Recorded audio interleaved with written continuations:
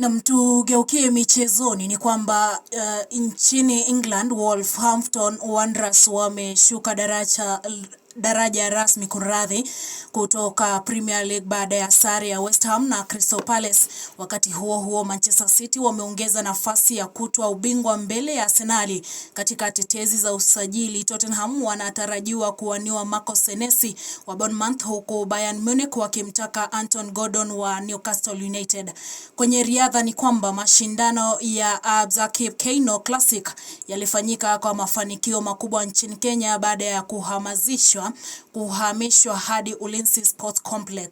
Aidha, macho sasa yanaelekezwa Boston Marathon mwaka 2026 huko Sharon Lokedi akitarajiwa kutetea ushindi wake. Katika spoti za kaunti, gavana wa kaunti ya Uasin Gishu Jonathan B amewahimiza wananchi kujitokeza kwa wingi kushiriki katika mbio za Eldoret City Marathon toleo la 7 litakalofanyika tarehe 26 mwezi Aprili mwaka huu.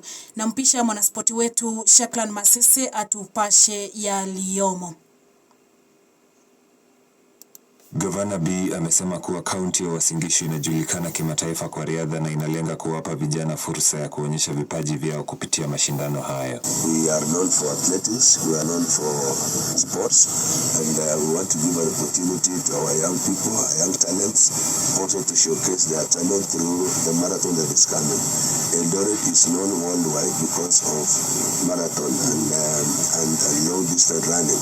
Ameongeza kuwa toleo la mwaka huu limefunguliwa kwa kila mtu, wakiwemo wakulima na wafanyikazi wa kawaida, na kuwa kutakuwa na mbio ya maili 1 ya lazima kwa kila mtu kwa ajili ya utambulisho wa afya na kaunti. Anybody else will be here, including my staff, including the farmers. Anybody can come in so that we can do a one-mile race. That one will give an opportunity to those who don't run very fast. We are running for our health and we are running for branding. Akimalizia, ametoa hakikisho kuwa maandalizi yamekamilika, huku hospitali zikiwa tayari na huduma za dharura kuhakikisha usalama wa washiriki wote wa mbio hizo. Ametoa wito kwa wananchi kujisajili kwa wingi kabla ya mashindano hayo.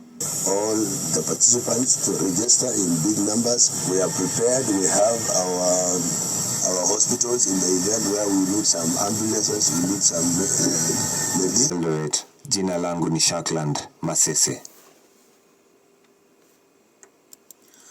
Zimekuwa habari za kuaminika. Asante kwa kuwa nasi. Endelea kutufuatilia kupitia vipindi vyetu mbalimbali kwa taarifa zaidi, burudani na elimu. Pia tembelea tovuti yetu ya www.africa. Mimi ni Rahab Gati.